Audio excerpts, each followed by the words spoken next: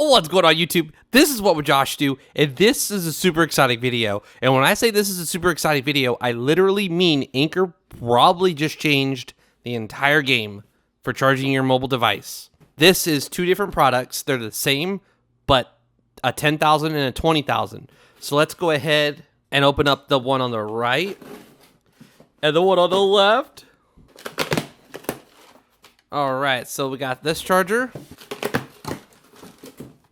And we have this charger right here. Now, they're similar to these things, but they completely replace these things for me. Let's go with the smaller one on the left first. On the back, you can see that the model number is A1680, and the one on the right is model number A1681. They are the PowerCore 10K or 20K 30-watt built-in USB-C and Lightning. We have some safety listings and stuff. And then we have some more information here on the bottom. And then here we have the packaging on the front. Now, this is so huge because say you use an iPhone 14 or 13 or something like that, and you use Lightning, right? Your earbuds are Lightning, everything around you is Lightning. But say you're, at work in the break room and your buddy next to you has an Android and his phone's about dead. Well, you only have Lightning.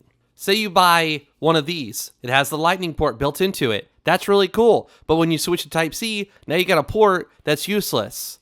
And this one, right? Like most of my things are Type-C, but my AirPods still use Lightning. This is so huge because it has both of them right here. And then you get a nice free little cable. Can't complain about that. It's short. You can connect it to your friend's phone. And then this one is the one I'm the most excited about.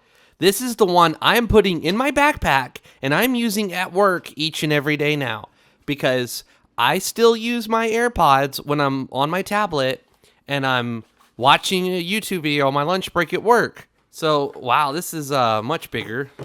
You also get the free little cable on this one. I do really love these short little guys. They're just so cute. They're so short. All right, let's undress this one. Man, that sucker is big. Look at that. It's chunky. It's a big boy. And this little 10K here, this is good for a charge, maybe a charge and a half. It's a little guy. It's cute. It's adorable. There's the size comparison of the two. It's not that much bigger when you really think about it. It's just, man, that's a chunker. Now I want to compare it to the other one here, the Zolo 10K that I have, and they are identical in every way. They are identical. No. What about the 20K? Yeah. Literally, dude, there's absolutely no reason to buy this one. Like, none. None at all. This one just completely replaced it. So, here we have it. This is the Anker Zolo M5 certified USB-C and Lightning for Anker. This is their very first one. This is beyond exciting. So we'll take a look at the back of them, and you've got all of your specs that you can do. So it's going to be a 30-watt output. If you have a Lightning device, it's going to be 27-watt output. If you want to charge this thing, it's only a 20-watt input. And this one is exactly the same.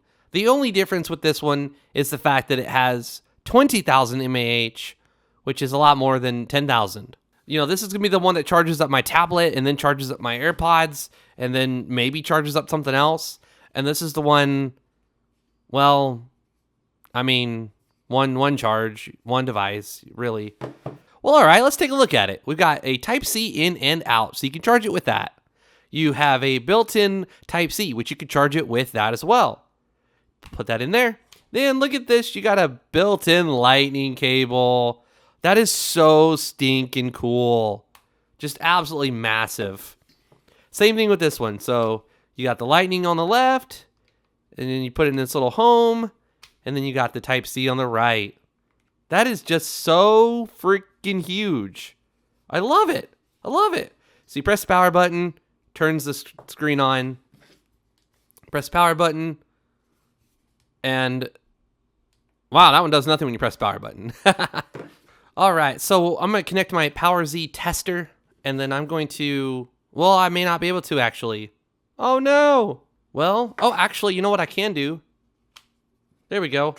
I'll just pull that out, and now it'll fit. Oh yeah, this thing came completely dead. It was dead, dead, dead, dead, dead. So look at that. We're charging this thing up at 15 watts currently. All right, same thing with this one.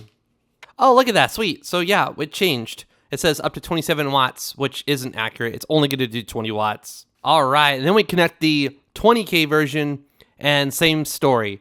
So we're getting 19 watts in, and that's 9 volts, 2 amps. So both of these power banks are going to charge at a pretty good speed. Now, this does support Samsung super fast charging, so you will get 25 watts of PPS. So you can do 30 watts on your Google Pixel. Now, I want to say, connecting this to my Steam Deck, this might have the same problem. If you try to push this thing at 30 watts of output for a significant amount of time, it will possibly throttle it down to 20 watts because that happens with the Zolo 10K and 20K that I just showed you. Now, does this thing have pass-through charging? Can we charge our phone? Okay, so the power bank is absolutely freaking out, or it was freaking out there. Okay, so that doesn't appear to work. What about this one? Can we plug up this? Okay, that doesn't appear to have pass-through charging. That's a bummer. So sure, it has its limitations. Not having pass-through charging, only 20 watts of input. I mean, 20 watts of input isn't horrible. You're going to charge this guy up in just under 2 hours, and this one will probably take about 2.5 hours if I had to guesstimate, which later I will post a video of how long it takes to fully charge this thing up. And Anker always recommends doing a full charge for the first use. So while these things are cool, ultimately it's a shame. It really is.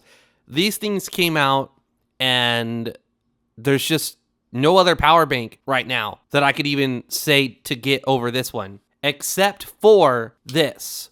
It's a 10K and it's got the plug, so you plug it right into the wall, charges at 30 watts. That's got the built-in port. You can either get the Lightning version that we have here or the Type-C version, which I have actually charging right now. But I'm excited to have this thing in my backpack so I can charge up my tablet while I'm watching YouTube videos or Netflix or Hulu or something while I'm on my lunch break at work. And I can use that Lightning port to charge up my AirPods, since it's one of the last few remaining things I have that still uses Lightning.